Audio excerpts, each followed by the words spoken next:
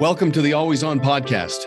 I am your host, Duncan MacPherson. On this podcast, our objective is to enable our audience, which are high-performing fee-for-service professionals, to always be working on their business and on themselves, personally and professionally. On today's podcast, I had a great, thorough conversation with Randy Schwantz, who's the CEO of the Wedge Group, and we got into some depth around how to get your competition fired through attracting clients, not chasing them. If you like this podcast, please like and share and tell your colleagues. And if you have any ideas, topics you'd like to hear on this podcast in the future, just let us know. Hello, everybody. Welcome to a podcast and conversation I've been looking forward to for a long time, how to get your competition fired. And I am so excited about this because of our guest, Randy Schwantz, who, in my view, has the most unique, compelling, and effective approach to what I would call persuasive impact. Okay, so not selling. And I will tell you, going back to Secrets of Closing the Sale from Zig Ziglar and onwards, I've read so many books on sales and marketing. Respectfully, they're all pretty much interchangeable, theoretical, not all that actionable.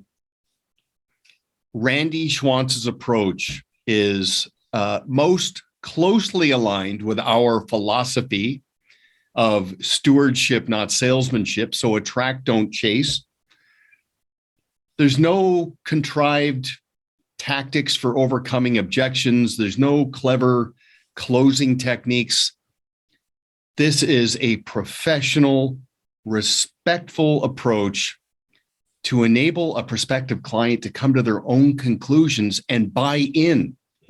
So instead of you selling them on becoming a client, getting them to buy into a relationship with you. And as you're going to see with Randy, this is an actionable, proven process.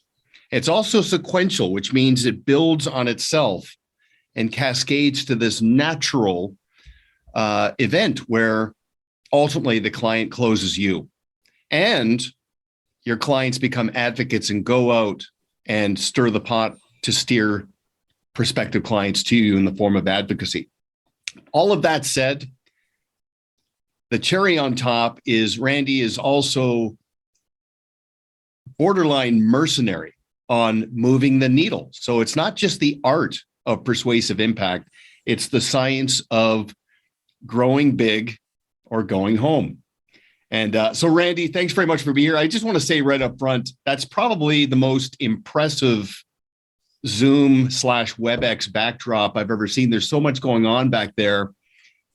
But right up front, I just want to jump into the wedge. There's these three characters behind you that are very attention-getting. So first of all, thanks for being here, and let's jump right in. Yeah, my pleasure. So the three characters, what are they? Well, the guy in blue is the advisor. The guy in white is the buyer or client, if you will. And the guy in red is the incumbent advisor. And kind of the whole philosophy around, as you introduced it, how to get your competition fired. And kind of the subtitle that is without saying anything bad about them. You would never say anything bad. You wouldn't be unprofessional.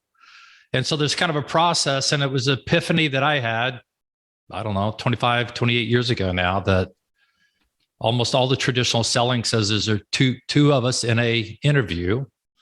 And then if you can build a relationship, find out what people need, bring them what you need, you should get rewarded. But the reality is there's a bad guy. I like to think of that as a bad guy. And the bad guy has your money. The bad guy is in the position, they're sitting in the king's seat or the queen's seat, and they get a chance to come back and throw darts and do whatever because they have a relationship. So if you can't get your competition fired, you can't get hired. And that's what this stuff's all about. Okay, so that is so profound. And I was introduced to that by Chris Jepson, right? Who you know very well. Yep. He is such a huge fan of your philosophy and your approach. But when he said that to me for the first, and this goes back several years, where he said, hey, if you want to get hired, someone's got to get fired. There is an incumbent provider. It's not like you're in front of a prospective client that's just getting going. Now, that said, there's a degree of predisposition. They're in front of you because there is either an unmet need or they're disenchanted with their current approach. But that is such a profound concept of taking the high road. And when somebody reads The Wedge for Financial Advisors, you actually, it's counterintuitive, but you're actually in many ways coming to the defense of the incumbent.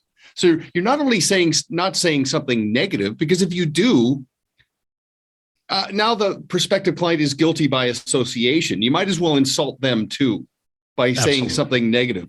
But when your wedges start to Socratically prompt the prospective client to start saying out loud, you know what, maybe you're right. Maybe I do have some issues I need to address. You then come to the defense of the incumbent, which is so incredibly professional. And I'd love to hear your perspective on that too. Well, yeah, I've never heard it literally put that way. What I think is that we first of all, I'm gonna start with the buyer, the client. The first problem with the client is that to a great degree, they have lowered their expectations down to what they're getting. They're fundamentally content. They might have a little dissatisfaction. Maybe some of your marketing or the way you got introduced in created a little bit of fascination where they want to meet with you. But fundamentally, there's a lot of things where they've been trained to accept things the way they are. They thought about it. I wish things could be better. They talked to their existing advisor. Advisor said, well, it's just the way it is, kind of. And so they got content. So then what we're doing is as, using, getting engaged, using our brain, thinking about the value we bring on a different basis, then we're going to make the assumption that the incumbent advisor is already doing it for them. Hey, when your advisor comes out and does boop, boop, boop, boop, and then through that kind of question, that's where you create a massive amount of contrast between what they could be having and what they're getting. And the typical response of the buyer is, well, they don't do that. And instead of jumping on it and go, well, we do, and then start to go into a pitch, you just back up and you say something really polite, like, oh, okay, so then having that's not that important. And you just let it drop, just like a rock. And if it is, they pick it up and they run with it and they start to tell you how it is important. So then now they start to own these issues or problems or whatever you want to call them. And it's just remarkable to watch it work because it creates no defensiveness. It raises their expectations, and the buyer it becomes very real to them that they are being underserved by their current advisor. And all of a sudden, that's what the wedge is. Now there becomes space between the buyer and the incumbent loses their advantage of incumbency. And that's really, in essence, what we're trying to create. And I do want to come back to that because you have another key point that helps to counter diminishing intent when it comes to that confrontation later with the incumbent. But we'll park that for the time being. Yeah. You said something interesting there. It's magic when it works. And I think you remember this, but before you and I met, coincidentally, not only was Chris Jepson raving about you, but then I happened to stumble into a long-term friend who is with a substantial, very respected firm who had already been engaging you. And then he started explaining to me on your behalf. And I will tell you something, to your point, he had it ice cold. And it was not contrived. It was not forced. He had conviction and passion for the approach. And what's fascinating about this is that it occurred to me because we always say to our coaching clients, we say, look, when you and I are having a consultation together, there's a third chair. And the third chair is there's one of your clients sitting there listening in as a fly in the wall. And I don't want you to say anything that would embarrass you in front of your client. So everything's transparent and forthright, which lines up with the three amigos behind you because it's kind of the same approach that there's somebody else that has to be factored into the equation. Now, I'll just also build on this because it's not just the persuasive impact of when somebody is in front of a prospective client. It's also for the client to then internalize those wedges and that value and be able to go out and articulate it and socialize it to others in the spirit of advocacy. And that must be very gratifying. And did you make that connection out of the gate, or did that come later? That it wasn't just the landing of the client, it was then the deployment, the activation of the client as an advocate to then go out and represent this to the people they know? I honestly don't remember when that connection came together, but it is a huge connection. And, you know, we call that process red hot introductions. And when the story that your client can say about you is more than they're good people, I like them and trust them, and they can actually talk about what you do and how you do it. We think of that as kind of like the written service plan that goes way beyond the financial plan. They can talk about that. Then as they do, A, they're excited about it because it's impacted their lives. B, once again, it creates contrast for the person that you're wanting to get introduced to, where they can start to see that difference too and go, well, yeah, I'm not getting into that. So yeah, I'd like to meet them. And it just, you know, you could call it dominoes, or kind of builds on itself for sure. Okay. So perfect segue. So the first thing I want to go back to, though, you said something powerful. The restraint a professional has to resist the temptation to pounce. When a prospective client shifts from the inside voice, where they actually say something out loud that some people would view as a buying signal, right? Which I've never liked that terminology. Or a hot button. Yeah. A hot button. Yeah. Yeah. Exactly. Hot button, buy signal, all that stuff. Right. But because here's the psychology. And I know you take this so seriously because it's so respectful of the other, you know, of the prospective client. They're coming to this encounter with a degree of anticipation. They've heard good things about the advisor. They're disillusioned with their incumbent. So they want to believe. But there's apprehension. And the apprehension is, I'm going to get closed. Somebody's going to try to convince me to sell me, buyer's remorse, caveat emptor, all of these things swirling around. And again, the classic salesperson, when they do see that hot button, it's game on, right? They pounce. The ability, because and the client, prospective client is kind of bracing themselves for the pounce. And there's this sort of friction in between. When there's no pounce, when there's no salesmanship, it's all stewardship. It just creates, it's like a flower in the sun. It just opens up so incredibly. So let's build on this, because another thing I noticed in going through your process quite deeply, and speaking with Scott and speaking with Jepson, who knows it better than I do. So the ultimate place to be as a professional in front of a prospective client is that nexus, right? The intersection where professional contrast and professional scarcity comes together. Okay, so the professional contrast, that's self-evident. The prospective client comes to their own conclusions. Finally, this is what I've been looking for. The professional scarcity is, this professional isn't trying to be all things to all people. He gets me. He understands a day in my life, and it activates the sense of belonging, which also is, I'm drawn to you. So you've got some really powerful, I guess you'd call them key performance indicators, which are what you're trying to get a prospective client to say. Now, sorry, I'm thinking out loud here as it relates to both when you're in with the prospective client, but also from the standpoint of advocacy. I'm going to jump to advocacy first, actually. You said to me that you want a friend of a client to say to the client out loud, why do I keep putting up with my current advisor? And And then the follow-up question to that is, how can I meet your advisor?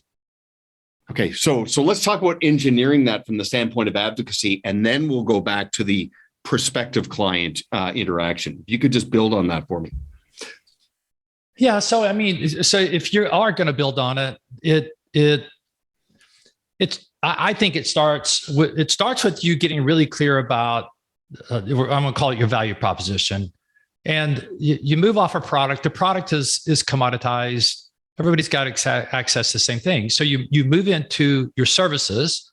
When I think about service, I create two distinctions: reactive and proactive. Reactive is responding. Somebody has a question, somebody has a need, somebody gets some more money, you help them better, just whatever. That's reactive, and everybody's pretty good at that.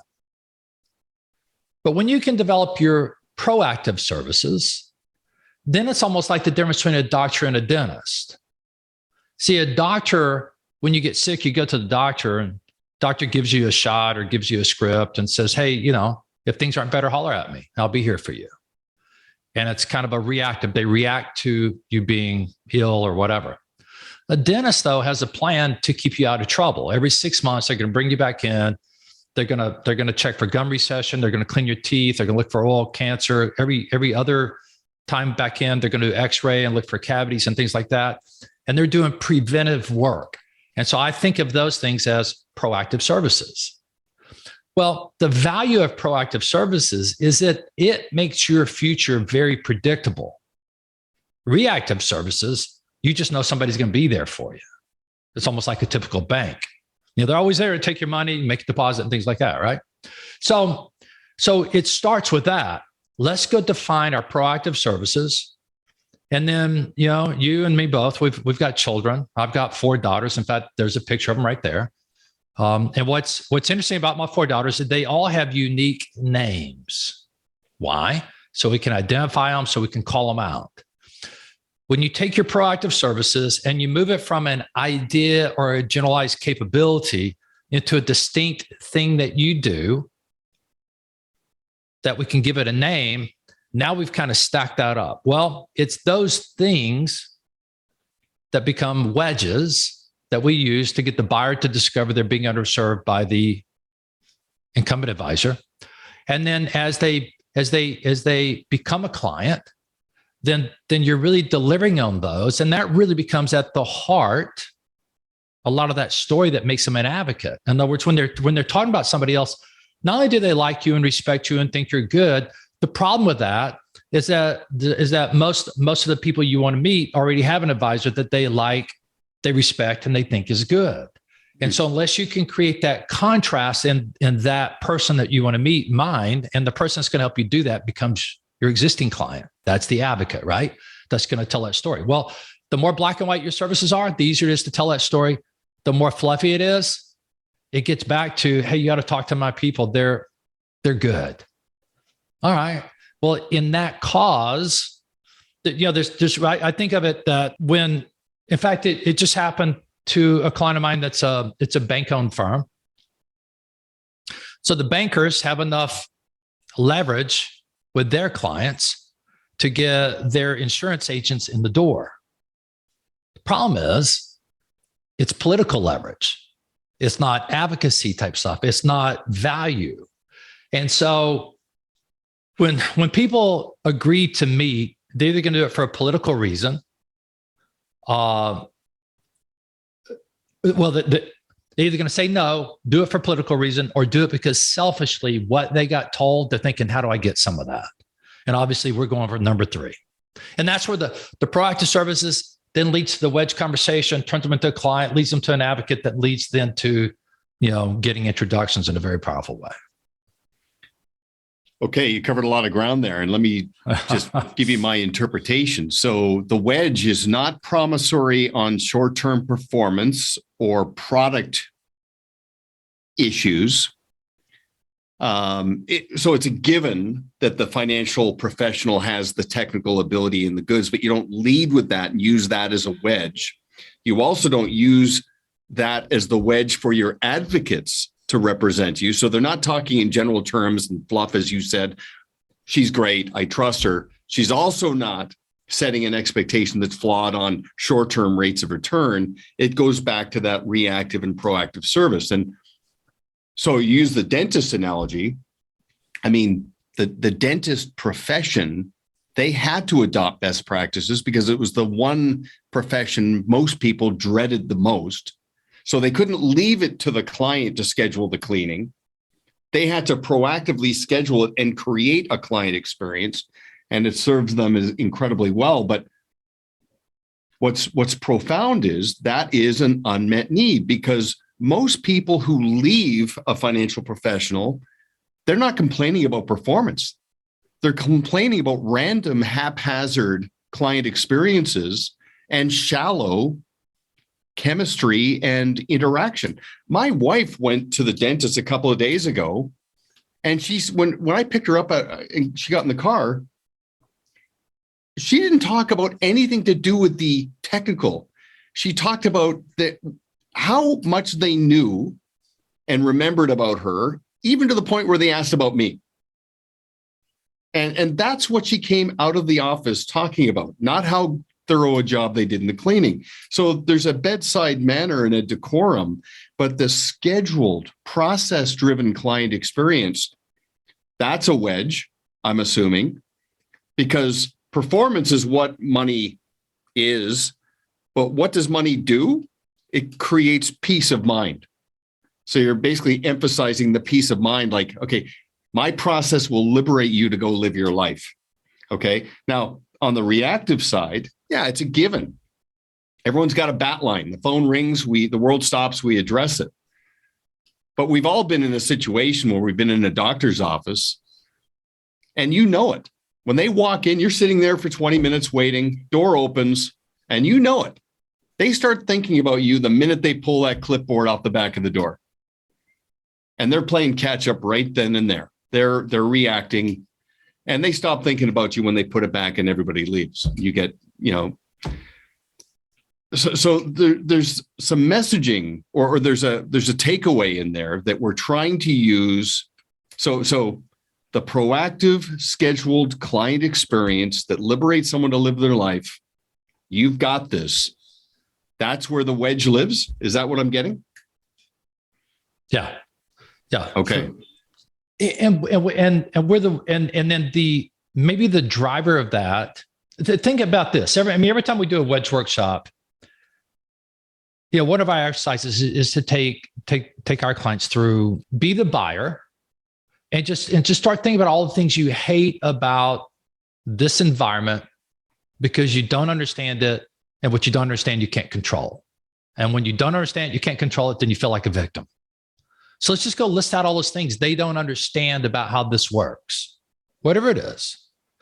Well, as you start to take that list of things they don't understand, and you come over and you go, okay, how do I take what they don't understand and now make that a process? So now it becomes understandable.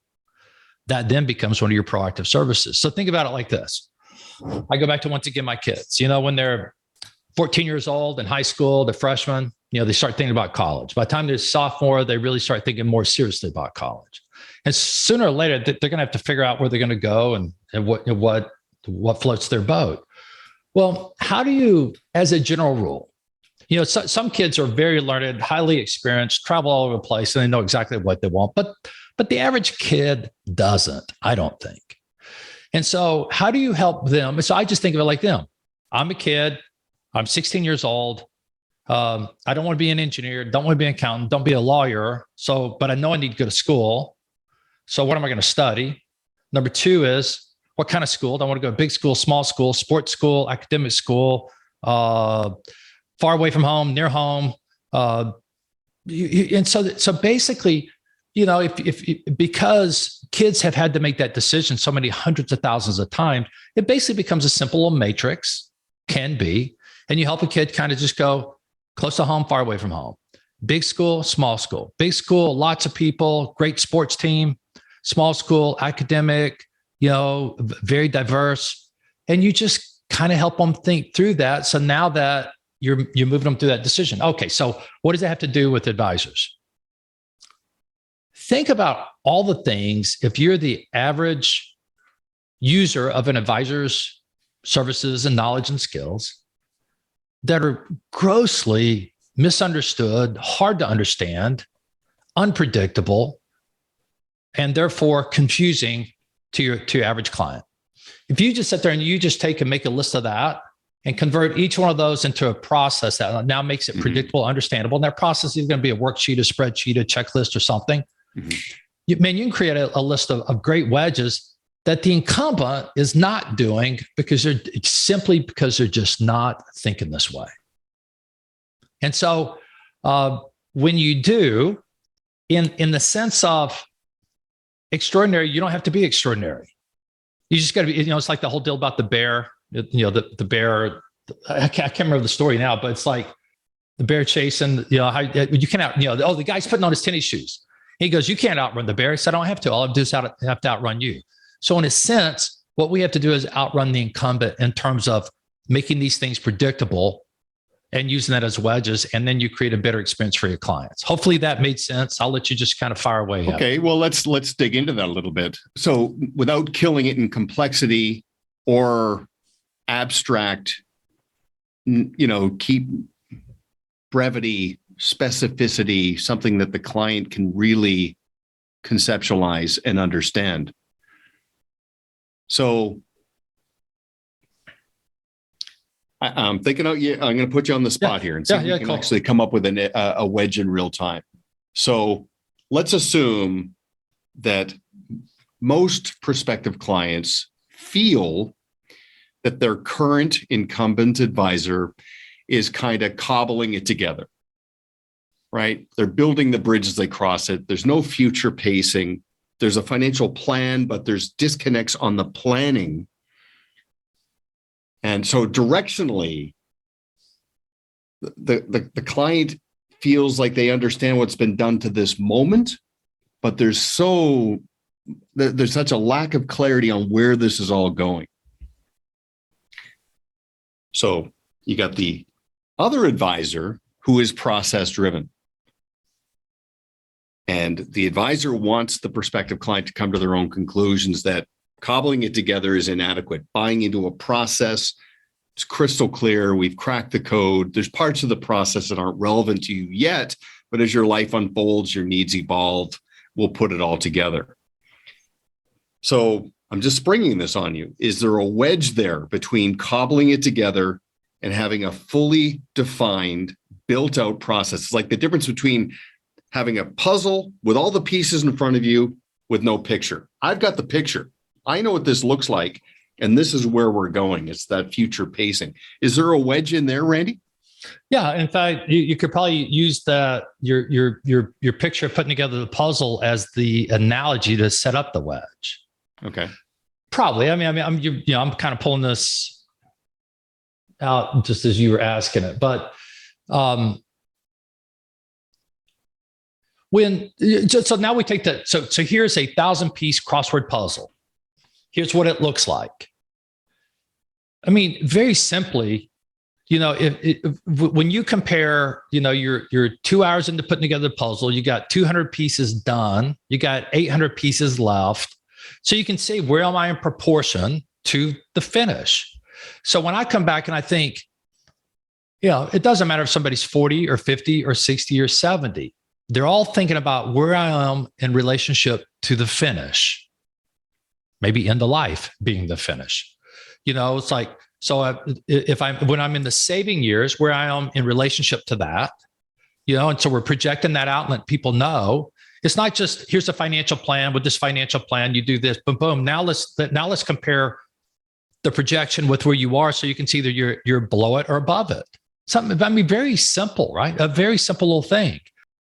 And also, in my experience, that's a very simple, profound wedge that most people don't know where they are in relationship to where they're supposed to be. Yeah. And we call it benchmarking, call it whatever you want to.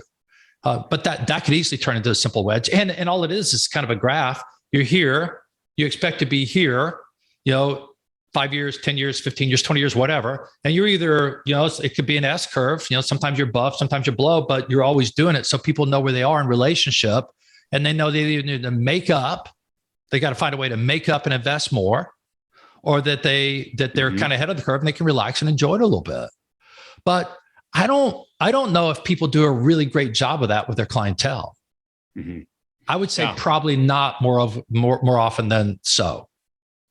So some do, but you're right. It's in some cases it is underwhelming.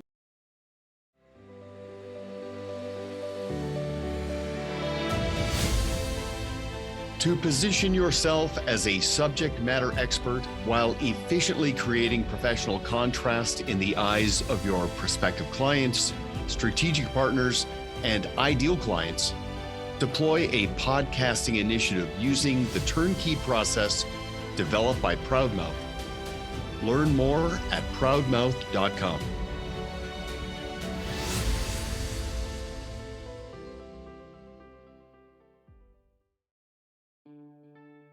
Do you aspire to consistently attract and keep great clients while driving the enterprise value of your business? Do you want to achieve professional contrast by supplementing your technical ability with a consistent client experience driven by best practices? The Blue Square Toolkit brings the proven Pareto Systems philosophy and process to life in a way that tethers your team so that you can competitor-proof your clients, gain their full empowerment, and attract quality referrals, all while restoring liberation and order in your life, and all in an intuitive, easy-to-use, turnkey solution. Visit bluesquaretoolkit.com to get your 14-day free trial today. What's interesting there, and you prompt two thoughts. First of all, you said end of life being the picture. Because of demography, some very enlightened advisors are connecting with some very enlightened clients about continuity, succession, and family investment legacy, the dynastic issues, where I'm thinking that's probably a wedge as well. Because, I use the analogy of climbing Mount Everest. The goal is not to get to the summit and plant the flag and savor the win. The goal is to get back down. So planting the flag is a goal, and call that financial independence. I hit my number. I'm now financially independent. I can live off the income of my own resources. I can go to work because I want to, not because I have to. I have financial freedom. I still have the rest of my life to live. That's called getting back down. That's why the Sherpa analogy is so strong. But now people are starting to think about, okay, what does this look like? And what does this look like when I'm gone? What legacy is in place, especially if they own a business, right? And that whole shift from earned money to found money in the activation of entitlement, I think that's going to be a wedge too, where a financial advisor can work that into their future pacing and planning to get a client to really be at peace with where this is all going, even at the end of their life. Yeah. So what you're leading to is if you just go back to the core philosophy, as a buyer, I hate what I don't understand and can't control. If we just start to delineate all the things that they probably don't understand, it just has never been made clear. If we can then take those things and create process to make those things clear, we can come up with a whole slew of what I'm calling proactive services or wedges. Mm-hmm. Now, whether or not I use them, it's based upon two things. Number one, who's my buyer? Is my buyer 40 years old? Is my buyer 75 years old? Is my, there's, do they have $2 million? Do they have $20 million? Did they work or do they own a business? All those things, come into the equation, obviously. And then the second thing is, who's the incumbent? And either you know the incumbent and what they do, how they do, or you have to kind of stereotype them based upon kind of their sort of legacy where they are. If they're a small independent, a little two-man shop, if they're part of a big old regional or national house, there are ways that they do business. And as you start to become a student, then you also know what they do. And by definition, you know what they don't do. So then your equation is, here's the things I do. Here's who my buyer is. Here's the incumbent. And the incumbent probably does these things really well, but there's all these things that it's just not in their game plan. It's just not who they are. All right. So then it's what I do that the incumbent's not doing is where that buyer is being underserved, but doesn't know it. And that's the other part of that equation. They don't know it. Why? Why don't they know it? Well, either they've never been a student of it, or they tried to know it, became too hard. And so then they just lowered their expectation and learned how to live with it. We call it toleration. Before you and I got on, you said you rode your bike to work today, right? And that it's 8 degrees below zero or something. I don't know if that's Celsius or Fahrenheit, but anyway, it's cold. It doesn't matter. It's cold.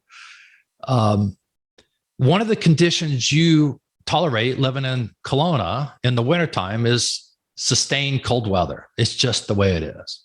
The other thing you get to tolerate in the summertime is sustained beautiful weather, mountains, streams, all that sort of stuff. So those are your conditions. Well, buyers have been conditioned.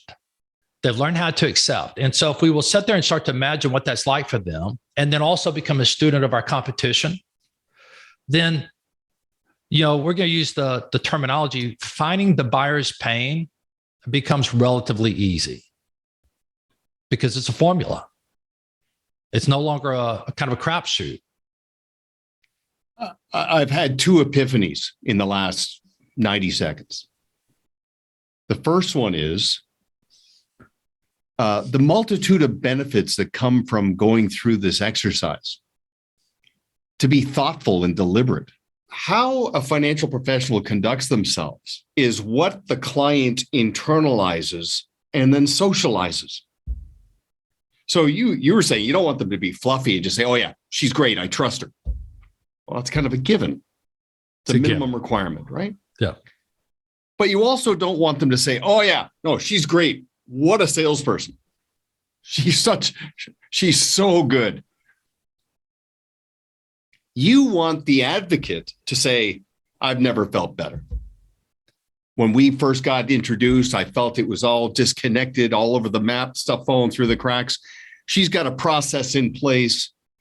She's adopted best practices. The consistency is incredible. I've never experienced anything like it. So that's the first part. The second part is this exercise insulates a business from external wedges. So we call it wedge proof. Yeah. You call it wedge proof. Yeah. You wedge proof your account. Okay. So you think about this. You talk about that 25-year overnight success story who's been, let's say you're the financial advisor. I'm the client. I've been sort of chipping away, inflection point, liquidity event. Up until last month, I was a $5 million client, but now I just sold my business. And now I have the ability to be a $30 million client. But as I was going through the sale of my business, my kids don't want to be involved. So I had to go with basically a broker and a stranger, my accountant, lawyer. And now they're chirping at me, getting in my head saying, hey, I think you've outgrown your advisor. You got to go up market. And then I come to you and say, hey, Randy, good news, sold my business. Bad news is I'm moving my account. So this exercise not only adds to persuasive impact, creates advocacy, it makes your business wedge proof. That's solid. That's really solid stuff. I'm going to put on my infomercial hat for a second. So behind the scenes, Randy and his team and my team have been putting together an accretive deliverable called How to Get Your Competition Fired, the wedge for financial advisors, which is the best of Randy's philosophy and approach and the best of Pareto's approach. And our target market for this is the up and coming financial professional, which I think is the most underserved segment in the industry. Every team we consult with has a protege, a junior advisor, who in many ways gets left to their own devices. They get allocated clients, generally the 80% who generate 20% of the business. And that protege is positioned as the eventual continuity plan, but that could be 5 or 10 years out. So we're saying Don't leave them to their own devices. Let's turn them into a magnet and a rainmaker. Let's engage them into this 4-step approach that we have. And also for new advisors that are just joining the industry or have been in the industry for 2, 3, 4, 5 years that are trying to achieve plateau avoidance and cut through all the friction and the volatility. We've got this program, 4 steps. So it's you and I talking about how to fill the pipeline. Then it's you talking about how to activate wedges that are personalized for the advisor and the practice they're with. And then there's a combination of your approach and our approach for converting clients into advocates. And then there's this ongoing peer sharing where we'll conduct virtual masterminds to share success stories.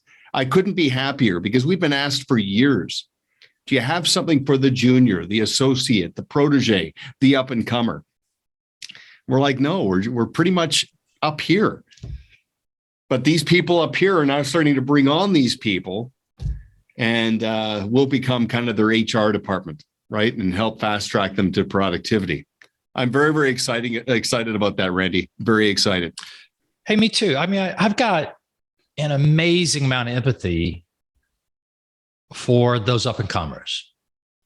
And I remember one time, a friend of mine, he in fact, he was working for me, and he had played football at LSU. He was a big old tight end, big monster of a guy. We were out playing golf, and he just knocked the crap out of the golf ball. And I'm over there struggling. I go, well, like, man, how do you do that? I mean, can you show me or teach me? And here's what he said. He said, hey, Randy, I mean, you're an athlete. You played basketball in high school, didn't you? I go, yeah. He said, just get up there and be athletic. That solves it all. Thank you very much, Brian. So I use that analogy to show a lot of times when you're an up and comer and you go to the dude or dudette that is managing a significant amount of money, they forgot so much. And now they're selling off of, they're selling off a reputation, they're selling off a personality, they're selling off of things that an up-and-comer just does not have. And so when we can deconstruct and, in a sense, rebuild that proactive service platform, which really, that becomes the value proposition. And in such a way that it's simple, it's distinct, it is scalable, it's leverageable, and most importantly, you can learn it. So it's just hard to learn concept.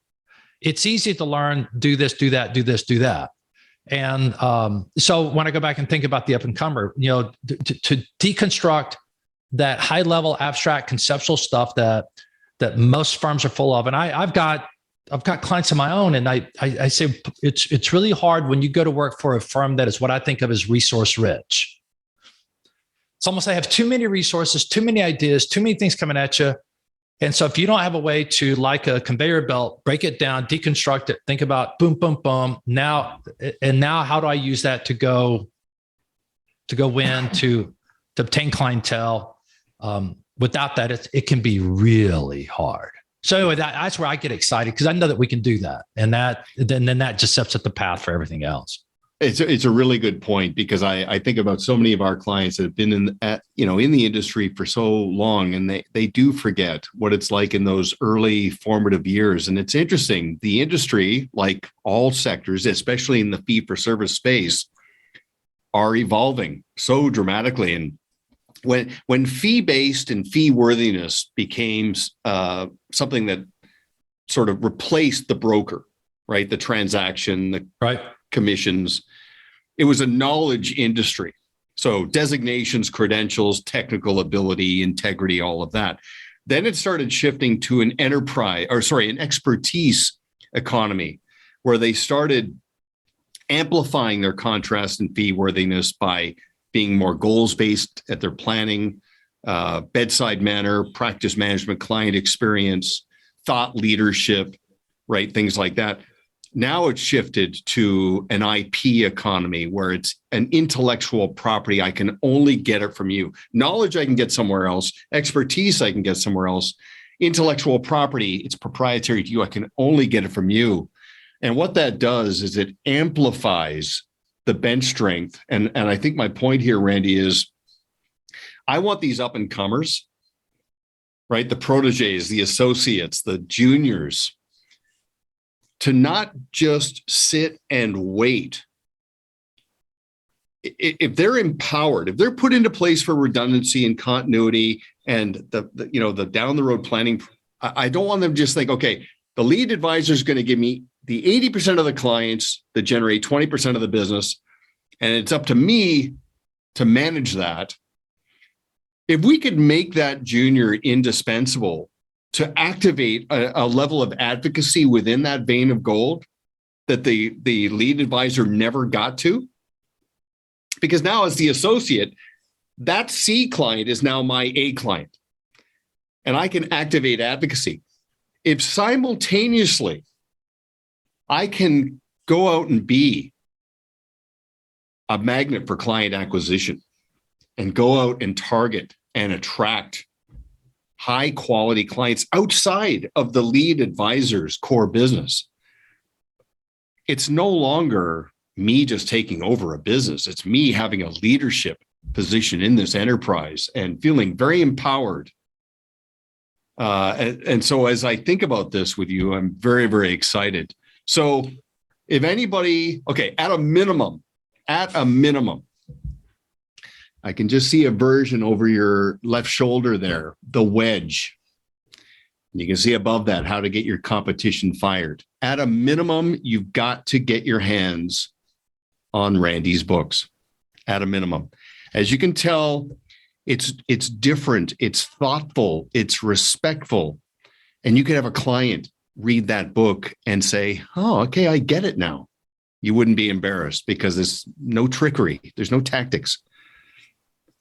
If you want to go deeper into this, how to get your competition fired DIY sequential approach that Randy and I are putting together, what we got together, then just let us know. Call us at Pareto Systems. See me on LinkedIn. Randy promises that he's going to be more active on LinkedIn as well. So that's going to be great.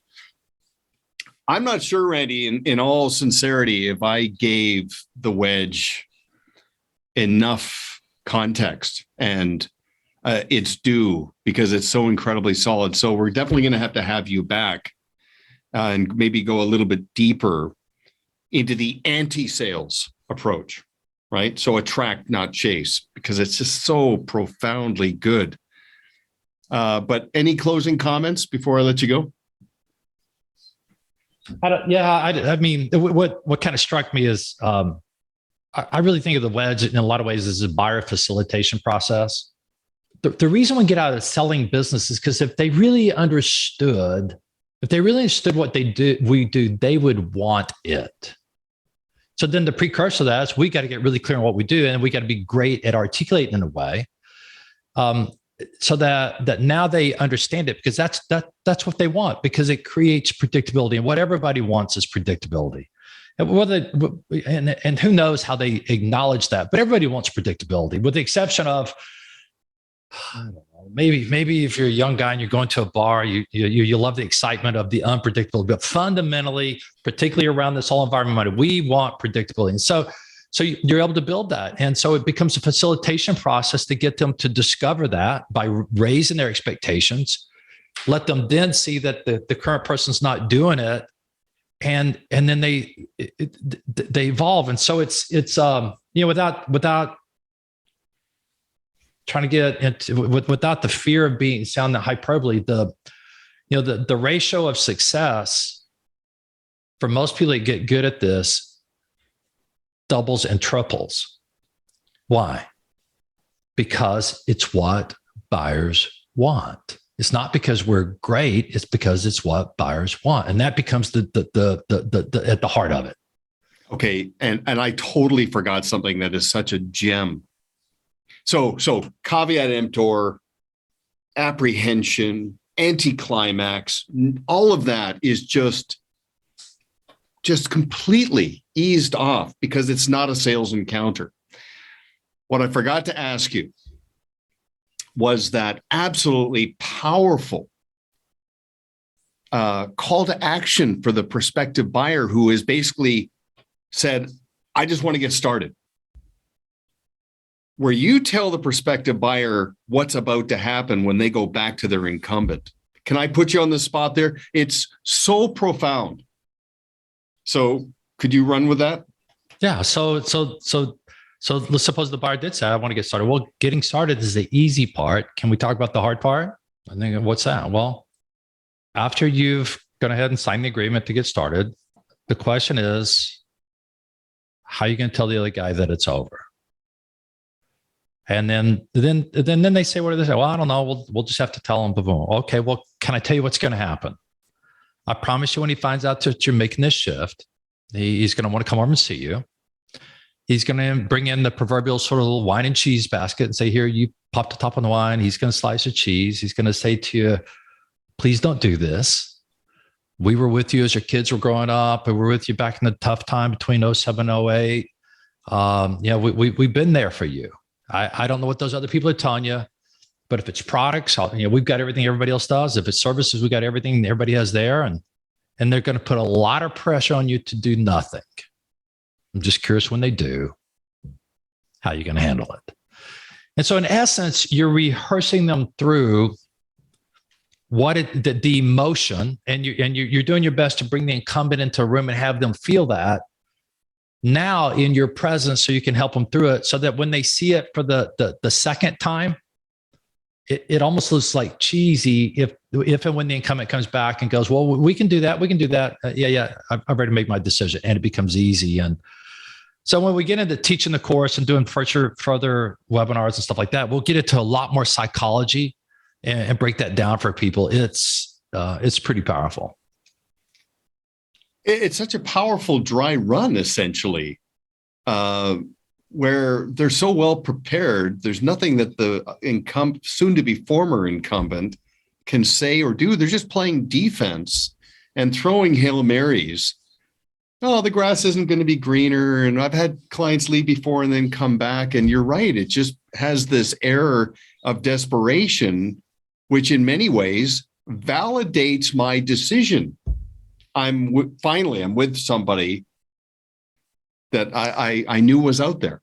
That's really, really good. So everybody, again, get your hands on the wedge and how to get your competition fired. If you want to understand this collaboration with Randy and Pareto, just let us know. I'm so excited about it because it's been a piece we've been missing for so long, and it just plugs in so beautifully. And you're such a thoughtful, articulate representative. So I'm really looking forward to working with you and going deep here. But thanks for your time. We're going to do this again soon. And I really appreciate being here. Thank you for listening to Always On with Duncan MacPherson, where our objective is to enable professionals to always be working on their business and on themselves. Want to learn more about Duncan and his team? Visit ParetoSystems.com. Don't forget to click the follow button below to be notified when new episodes become available. The information covered and posted represents the views and opinions of the hosts and/or guests and does not necessarily represent the views or opinions of Pareto Systems.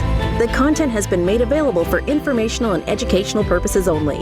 This podcast is powered by Proudmouth, the Influence Accelerators. If you're like me and want to spend more time educating people and less time selling, Proudmouth helps turn Main Street experts like you into trusted mainstream authorities. They will help amplify your influence over a growing audience of magnetically attracted fans. Visit proudmouth.com to learn more.